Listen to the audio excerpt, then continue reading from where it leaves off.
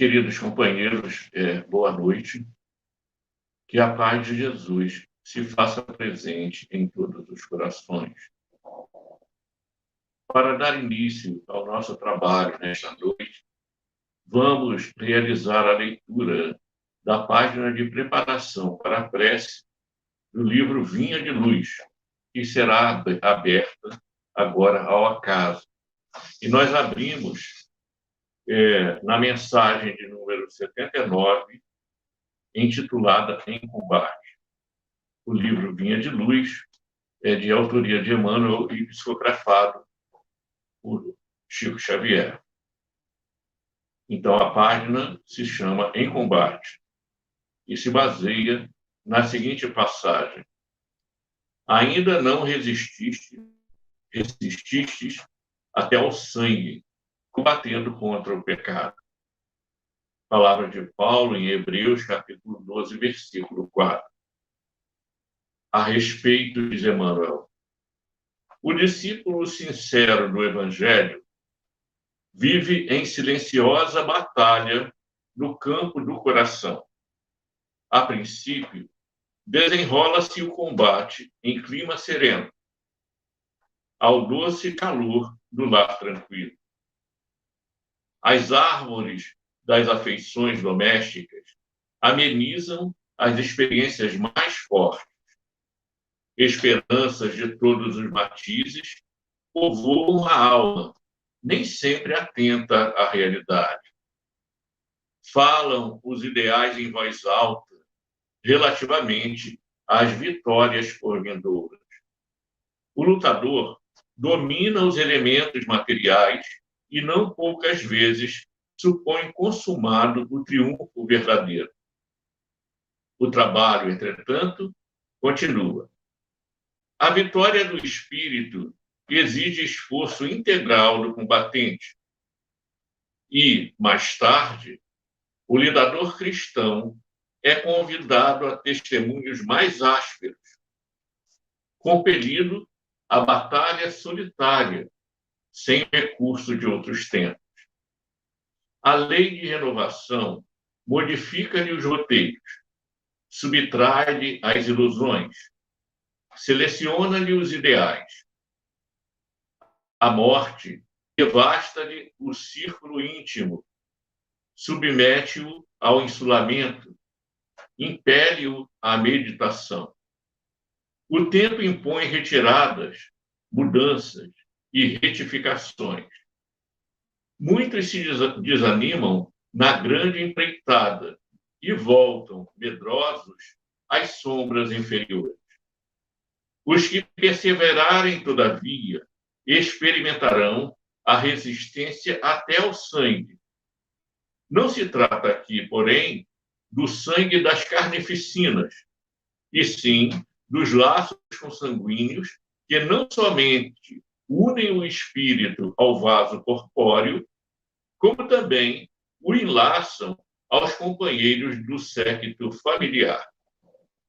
Quando o aprendiz receber a dor em si próprio, compreendendo-lhe a santificante finalidade, e exercer a justiça ou aceitá-la acima de toda a preocupação dos elos consanguíneos, estará atingindo a sublime posição de triunfo no combate contra o mal. Então, neste momento, nós vamos buscar a sintonia mais intensa com o plano espiritual superior, notadamente Jesus, o nosso mestre amado, o médico de nossas almas, para dizermos, Senhor, muito obrigado por estarmos aqui participando deste trabalho. Muito obrigado pela oportunidade da reflexão, do aprendizado e da sintonia com as fontes superiores da vida. Abençoa-nos, Senhor, e envolve a cada coração na tua paz infinita, para que todos nós possamos encontrar o lenitivo necessário a fim de enfrentarmos os nossos desafios. Abençoa-nos, então, e com a tua permissão, nós daremos por iniciada a reunião da noite de hoje. Muita paz. Bem, meus amigos, sejam todos muito bem-vindos. É uma grande alegria realizarmos esse trabalho. E hoje vamos falar de um personagem muito interessante, Jerônimo Mendonça, um companheiro extraordinário, um grande trabalhador do Cristo, que realizou a sua tarefa em meio a enormes dificuldades. E por isso mesmo, ele se tornou um farol, uma referência. Não apenas uma referência ao tempo em que viveu, na carne, na sua última reencarnação, mas uma referência para todos os tempos, porque soube enfrentar o seu calvário, os seus desafios, as suas lutas, exercitando a fé, a alegria e realizando muitas coisas. Então, é interessante quando nós nos detemos a analisar a vida de alguns companheiros, porque não é raro que nesses tempos tão tumultuados, tão incertos, as pessoas se sintam desanimadas, não é? Se sintam assim atingidas em suas esperanças. E quando nós observamos a vida de Jerônimo Mendonça, ela serve de fonte de inspiração para todos nós, sobretudo nos momentos difíceis. O Jerônimo de Mendonça Ribeiro, nasceu em Ituiutaba, Minas Gerais, a 1º de novembro de 1939. Foi o nono de uma família de 10 irmãos. A sua mãe era lavadeira e o seu pai fazia pequenos biscates, trabalhos pequenos nas fazendas da região. Então, ele teve uma infância muito pobre. Não é? Os seus pais eram analfabetos, não havia recursos, de forma que a sua vida já começou em condições difíceis. Mas era uma criança normal, corria como as outras, não é? Brincava, estava naquele período, né? Em que os espíritos dizem que a infância representa um estado de repouso para o espírito, né? Enquanto ele se prepara e o corpo se desenvolve para que ele realize a sua missão. Com 13 anos, Jerônimo foi levado a conhecer a igreja presbiteriana e encantou-se com os hinos, com o envolvimento todo que havia, e ficou lá durante 2 anos. Mas aos 15 anos, a sua avó desencarnou. E ele, então, passou a ter uma crise de consciência, porque as orientações da religião que ele seguia falavam de uma salvação restrita, da qual a sua avó não participaria, porque não pertencia àquela religião, e falava da unicidade da existência. Então, o rapaz entrou num conflito íntimo muito grande, porque ele perguntava como pode a minha avó, sendo uma pessoa tão boa, não ter direito à salvação. E foi quando ele conheceu um vizinho, e o vizinho era espírita. E aí, esse vizinho passou a explicar a realidade do espírito à luz das informações, dos ensinamentos doutrinários. E Jerônimo, então, conseguiu resolver aquele conflito, que já lhe doía bastante. Jerônimo foi Então, passou a participar, né, do Centro Espírita, da Mocidade Espírita, e sempre foi um jovem muito alegre. Ele também era alto e tinha um físico avantajado. Ele tinha 1,83 m de altura e um físico muito desenvolvido. Daí recebeu o apelido de Tarzan, era conhecido por Tarzan. E, com efeito, Jerônimo gostava muito de cinema. Ele gostava de ir ao cinema e gostava desse personagem, Tarzan. Mas foi quando ele começou a ter problemas de saúde, as pernas inchavam, começavam a doer. Um dia ia passar um filme E o Vento Levou, né? Um clássico do cinema, na sua cidade. E ele, então, se interessou em ver o filme. Mas ele, antes de ir para lá, ganhou um terno branco. Imagina, o rapaz estava fazendo aniversário, era muito querido e ganhou um terno branco. E aí ele colocou aquele terno e foi para o cinema. Mas, ao chegar ao cinema, todas as cadeiras já estavam ocupadas, de forma que ele assistiu ao filme de pé. E o filme era muito longo, e quando o filme terminou, Jerônimo não conseguia mais caminhar, não conseguia mais se mover. Ele foi levado para casa por amigos e o terno teve que ser cortado com a tesoura, o terno novo, porque ele não conseguia mais se mexer. Jerônimo sofreu durante 3 meses essa situação e depois ele passou a usar muletas. Das muletas, ele foi para a cadeira de rodas. E depois da cadeira de rodas, ele foi para uma cama dessas que levantam, esqueci agora o nome da cama, mas uma cama própria para pacientes. E de forma que ele viveu nessa cama por 32 anos. Ele tinha 18 anos, viveu nessa cama por 32 anos. Mas, longe de ficar desanimado ou se sentir vitimizado, ele sempre teve uma grande vontade de viver e de superar as suas dificuldades.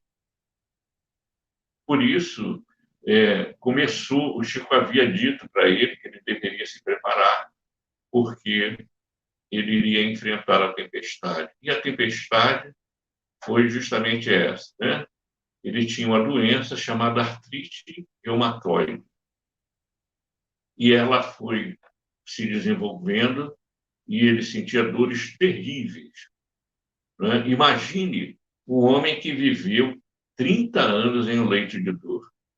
Era tetraplégico, não é? A princípio, perdeu um olho, perdeu a visão de um olho. E mais tarde, começou a sentir dor no outro olho e também veio a perder esse olho. Para que nós tenhamos uma ideia da grandeza do Jerônimo, da grandeza espiritual, quando o médico constatou a doença no olho que enxergava, disse ao Jerônimo: olha, infelizmente, eu tenho uma notícia muito triste para lhe dar. Imagina, já vivia na cama, sentindo dores terríveis, e agora ele ia perder o único olho com o qual enxergava. E ele diz mais ou menos assim: doutor, eu ficaria muito triste se o senhor saísse daqui sem tomar o meu café. Veja, uma pessoa que vive acima da média. Se ele sentiu qualquer coisa ou ficou abatido, ninguém sabe. tinha problemas cardíacos gravíssimos, problemas circulatórios, sentia o rosto queimar e sentia muita dor no peito, a tal ponto que os amigos tiveram que confeccionar um saco, era um saco de areia que pesava 30 quilos, para colocar sobre o seu peito, para que as dores fossem suavizadas. Ele dormia apenas 2 horas por noite. E foram muitos os amigos que se revezaram à noite, ao longo dos anos, para dar assistência a Jerônimo. No entanto, esse companheiro jamais desanimou. Escreveu livros, mensagens espíritas, fundou 2 centros espíritas, uma gráfica, né? Escreveu 5 livros, gravou 2 LPs, né? Fundou um lar chamado Pouso do Amanhecer, uma creche para crianças. Então, quando a gente observa como uma pessoa sobre uma cama, não é, sem poder se virar para o lado, a tal ponto que, em certo momento, entrevistado por um repórter que lhe pergunta o que é a felicidade, ele responde: para mim, que estou há 25 anos em cima dessa cama, a felicidade seria poder me virar de bruços. Não é? Então, nós estamos falando de alguém que está muito acima da média, né, das pessoas. Alguém que não se colocou no lugar de vítima, embora sofrendo bastante, fortaleceu o seu ânimo e carregou a sua cruz de uma forma exemplar. Jerônimo se tornou também orador espírita e era muito alegre, não é? Era muito brejeiro, né? Gostava de falar coisas alegres para as pessoas. Ganhou uma Kombi para ser levado às palestras e ele ia na cama. Inclusive, ele dava entrevistas, né, para emissoras de TV. Nós temos aqui o livro O Gigante Deitado, no qual nós baseamos, né, grande parte do que estamos dizendo aqui.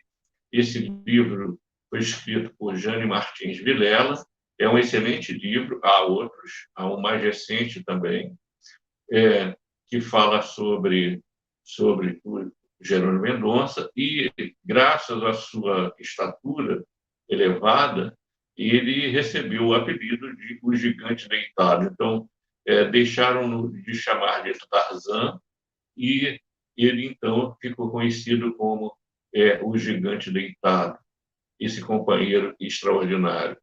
Certa feita, levado ao Dr. Fritz, né, o espírito que realizava cirurgias através de alguns médiuns, o Dr. Fritz diz assim, que Jerônimo tinha a doença dos 3 Cs: cama, calma e karma,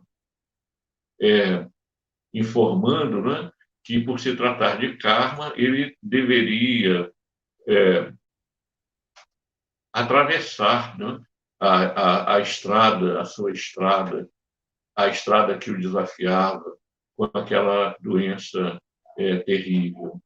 Então, imagine um homem que viveu 30 anos no leite de dor, era tetraplégico, cego, com problemas cardíacos gravíssimos, né? E que realizou tanta coisa. Imagine esse homem extraordinário nas suas dificuldades, nas suas dores físicas, mas que jamais se deixou abater. E uma demonstração do seu bom humor é que, certa feita, ele estava no cinema, na cama. Ele ia naquela cama para todo lugar. E uma moça passou e esbarrou na cama. E, meio irritada, ela disse assim: eu não sei o que me acontece, porque onde quer que eu vá, eu esbarro nesse aleijado infeliz. E ele responde: ah, minha filha, isso só acontece porque você não para em casa. Ela ficou surpresa com a resposta daquele homem, que tinha tudo para se sentir o mais infeliz, a mais infeliz das pessoas. No entanto, não entrou naquela sintonia e lhe deu uma resposta é, engraçada, porque vibrava numa outra faixa, né, de sintonia. Isso só acontece porque você não para em casa. Jerônimo tinha essa capacidade de arregimentar amigos, pessoas que o admiravam, pessoas que se sentiam atraídas pelo seu magnetismo envolvente, pessoas que, de alguma maneira, queriam participar, né, daquela existência, ter um amigo daquela qualidade. Né? Então, a gente vai observando que muitos fatos ocorreram na vida de Jerônimo. O telefone não parava. Certa feita, um amigo ligou para ele e começaram a conversar. E, finalmente, o amigo perguntou: mas o que se passa? Como você está? E ele responde assim: trabalhando, meu amigo, porque quem não trabalha, dá trabalho. Essa é uma frase marcante do Jerônimo. Quem não trabalha, dá trabalho. Ou seja, quem não se dispõe, não é, a regimentar os seus esforços, a concentrar os seus esforços no socorro, no crescimento, no aprendizado, na convivência, quem não se esforça acaba dando trabalho, porque vira uma pessoa problemática e estagnada emocionalmente. Então, quem não trabalha, dá trabalho. E ele costumava dizer, quando atendia o telefone, e as pessoas diziam assim: ah, eu estou indo para aí, Jerônimo. E ele dizia assim: olha, vou esperar deitado. Claro, estava esperando deitado mesmo, né? Porque não saía da cama. Mas as pessoas se surpreendiam com essa leveza. Nem parece que aquele homem sofria aquelas situações tão difíceis, né? Nem parece. Certa feita, ele havia chegado de uma de suas palestras, ele estava com todas as unhas encravadas. E aí ele foi ao médico, o médico pacientemente é, resolveu aquilo, tratou das unhas e tal, mas aquilo lhe causou muita dor. Mas naquele momento exato em que ele voltava, que ele estava chegando a casa, acabara de chegar uma caravana com muitos companheiros que vinham de longe para conhecê-lo. E um dos companheiros, ignorando o que se passava com Jerônimo, não sabia que ele estava com dores, disse a ele: ah, Jerônimo, nós soubemos que você canta. É verdade que você sabe cantar? Você pode cantar para nós?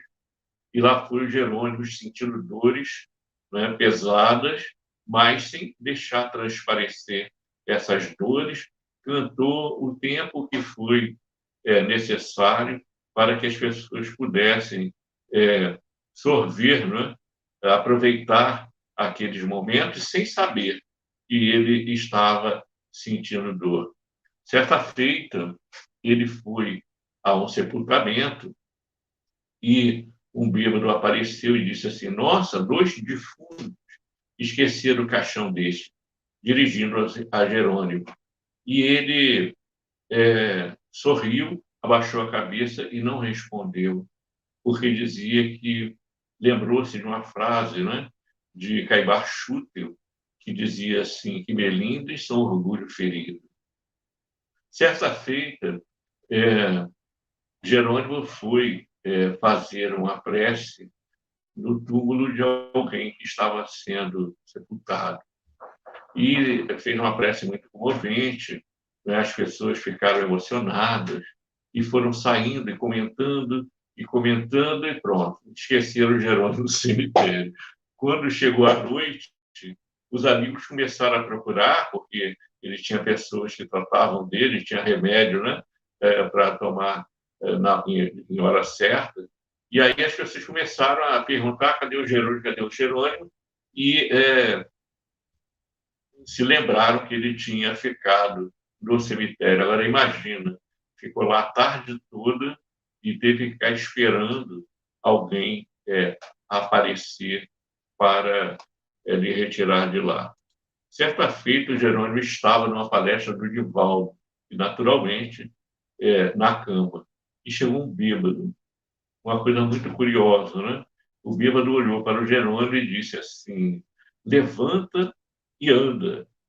E aí o Jerônimo respondeu: depois, meu amigo, depois. E aí o bêbado não se deu por vencido e repetiu a mesma sentença: levanta-te e anda. E aí o Jerônimo, meio sem graça, né, falando baixinho para não atrapalhar a palestra, disse assim: bem que eu queria, meu amigo, mas eu não consigo.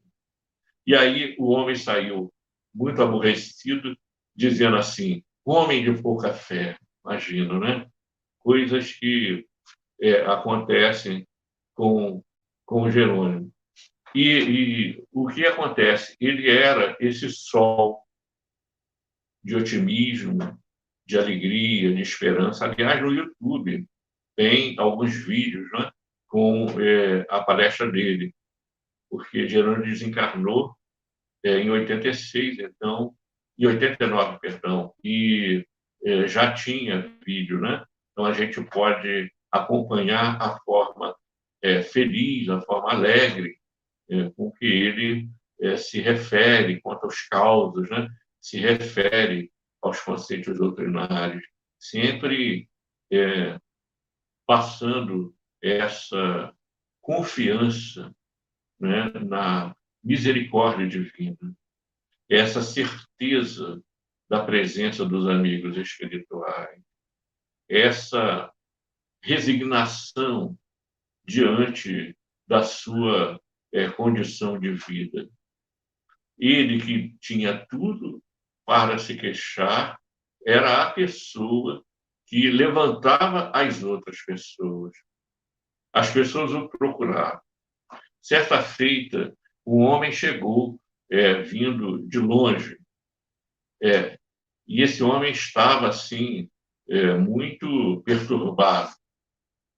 E quando ele se aproximou, quando ele adentrou a casa, ele ouviu do quarto gritos, gritos não, gargalhadas, né? Melhor dizendo, palavras altas, mas muito alegres. E ele que não estava muito bem, né? Disse assim: é esse homem aí que vai me confortar? Dirigindo-se à irmã de Jerônimo. A irmã de Jerônimo, então, se dirige ao quarto, né, pede para os rapazes se afastarem, porque aquele homem veio de muito longe para falar com o Jerônimo Mendonça, e o caso dele parecia muito sério. E aí o homem começou a contar que ele estava para cometer um suicídio quando alguém o encontrou e disse assim: não, você não pode cometer um suicídio. Vá conversar com Jerônimo Mendonça. E deu o dinheiro da passagem, e o homem então veio de muito longe para ouvir o que Jerônimo tinha a dizer sobre o seu problema. E qual era o seu problema? Né? Ele tinha uma fazenda enorme, moderna, com muitos recursos, e vivia lá com a família. Mas ele queria vender aquela fazenda e ir para um outro lugar. Ele vendeu a fazenda, mas levou um golpe financeiro, a duplicata não tinha valor. E quando ele percebeu, o negócio já estava feito. Então entrou em desespero, porque ele perdeu todo o dinheiro. E isso o levou, né, o inclinou ao suicídio. Ele estava pensando em dar um fim em sua vida devido a esse acontecimento. E começou a dizer que lá na fazenda os filhos não tinham tempo para ficar com ele. Cada um fazia uma coisa diferente e sorvendo, né, aproveitando os ventos favoráveis da condição econômica, eles meio que tinham vidas que não se entrelaçavam. Quando terminou de contar o seu problema, Jerônimo disse: vamos imaginar que esse homem ele retorne à sua presença e ele diga assim: vou te devolver o dinheiro, mas eu quero o seu braço, a sua mão, a sua perna, o seu olho. E a cada vez que Jerônimo citava uma parte do corpo, o homem se escandalizava e dizia: não, mas isso não é possível, isso é um absurdo, né? Eu não vou fazer isso. E aí, finalmente, Jerônimo respondeu: meu amigo, você é uma pessoa rica. Olha quantas coisas você tem. Você tem a sua família. Você pode aproveitar o seu tempo e aplicá-lo da forma correta. Porque com ou sem dinheiro, um dia nós vamos voltar para casa. E talvez Deus tenha te tirado daquela situação que estava muito cômoda, muito favorável, para que você se modificasse. O homem ficou tão surpreendido com aquela argumentação que ele ficou sem argumentos, sem, sem reação. Mas o certo é que aquele homem se tornou um trabalhador espírita e foi viver a vida que lhe cabia viver. Havia levado um grande prejuízo, mas conseguiu recuperar a convivência familiar.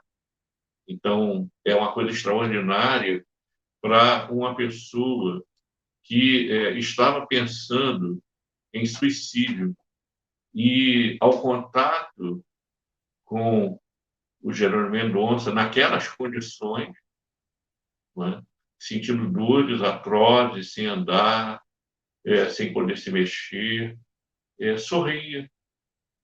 Ele sorria e pregava a esperança. Houve uma época, no início dos anos 1960, que Jerônimo achou que estava perto a hora do seu desencargo, porque ele desenvolveu uma hemorragia e a hemorragia não passava. E como a coisa estava muito ruim, ele tomou a iniciativa de procurar o Chico Xavier para se despedir dele antes do desencarne. Ele foi de avião e, ao chegar a Uberaba, ele era coberto por um lençol branco e estava todo ensanguentado. E, ao observar o Jerônimo Mendonça, o Chico teve uma atitude extraordinária. Disse que ele se parecia com a rosa vermelha e convidou os companheiros a beijar o irmão, né? E com cuidado para que aquela rosa não se despetalasse. O estado de saúde do Jerônimo era muito precário. Os médicos mesmo não sabiam como é que ele sobrevivia diante de um estado tão frágil do corpo. Mas o fato é que o Chico deu um passe no Jerônimo e ele se recuperou, né? E, ao final, quando a hemorragia parou, o Chico disse ao Jerônimo: você sabe por que isso aconteceu? E ele, surpreso, disse assim: não, eu não sei. Por que isso aconteceu? Porque você desenvolveu a síndrome do coitadinho, da autopiedade. Você ficou com pena de si mesmo. E esse pensamento ganhou força e agiu no seu corpo, provocando essa hemorragia. Vejam que ele conseguiu sobreviver e viveu muito tempo ainda. Isso era início de 1963, mais ou menos. ele ainda viveu muito tempo, né? Certa feita, o Jerônimo teve a ideia de construir uma creche. E essa creche se chamaria Pouso do Amanhecer. Mas não havia recursos para isso. E conversando com o Chico Xavier, o Chico disse que ele deveria procurar um cantor famoso, e o Roberto Carlos. E ele veio de avião na cama, né? E veio aqui, ele conversando com uma pessoa que ele não sabia quem era. Depois ele descobriu que essa pessoa era o gerente do Canecão, que lhe franqueou a entrada, né? Conseguiu uma brecha para que o artista falasse com ele, e ele expôs a situação. Essa situação está relatada no livro, por isso é que eu estou falando, é pública. Ele recebeu lá a doação. Na hora de sair, o Jerônimo, manifestando aquele bom humor, aquela leveza de sempre, diz assim para o Roberto Carlos: você sabia que eu sou mais querido pelo público que você? E aí o Roberto Carlos não entendeu, ele disse assim: mas por que você é mais querido do que eu? Porque o povo aplaude você, mas me carrega. É claro, ele andava na cama, né?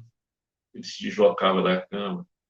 E o companheiro riu muito dessa situação, né? Dessa tirada.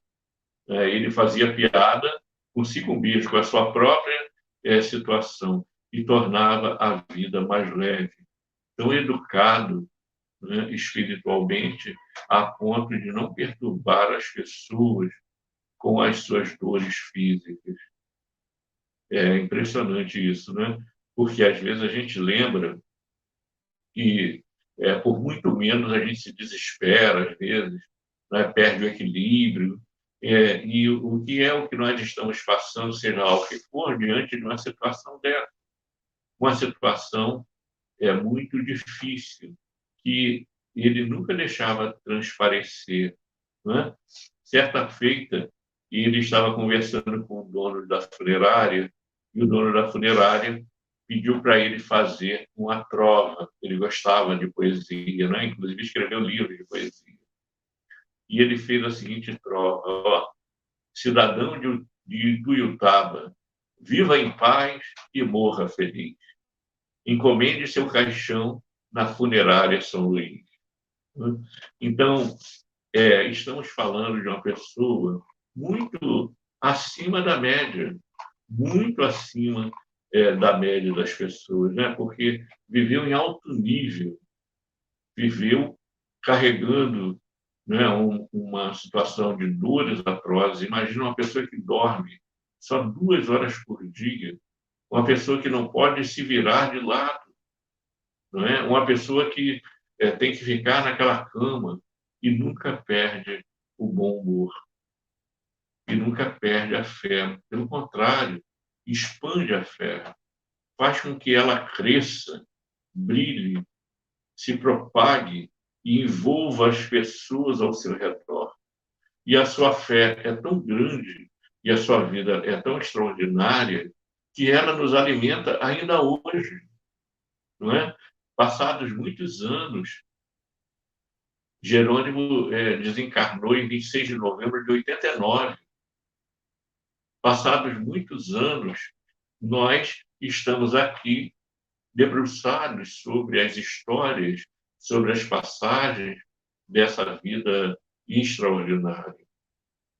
Então, ao desencarnar, ele simplesmente virou para o lado, ou mesmo, né, dentro das possibilidades que ele podia, né, e desencarnou.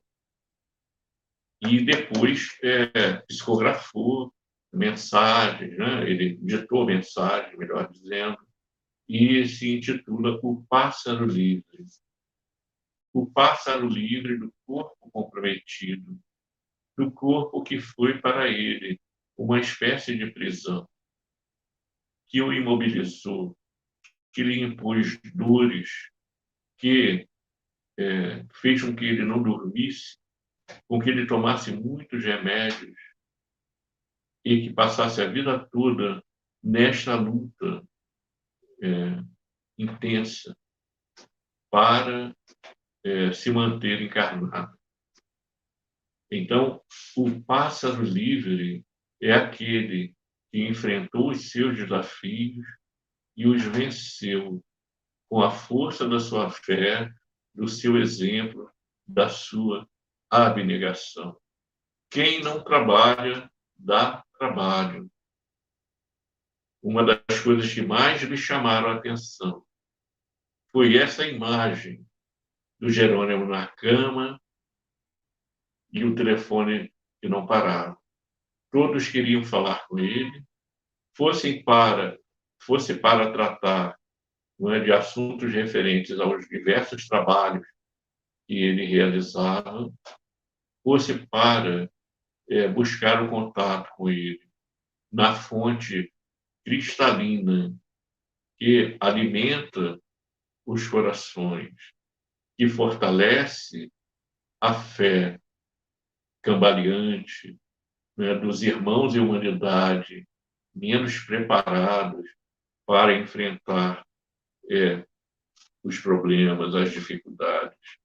Jerônimo, então, é esse foco de luz extraordinário que consegue nos iluminar até hoje e certamente iluminará nos tempos que virão, porque no mundo de provas e expiações sempre haverá desafios, sempre haverá situações que nos tirem da zona de conforto para que nós possamos crescer, enfrentando as adversidades, desenvolvendo a autoeducação, buscando a sintonia com as forças superiores da vida, fazendo-nos enxergar a importância do trabalho da doação dos recursos, do tempo, da energia, da capacidade,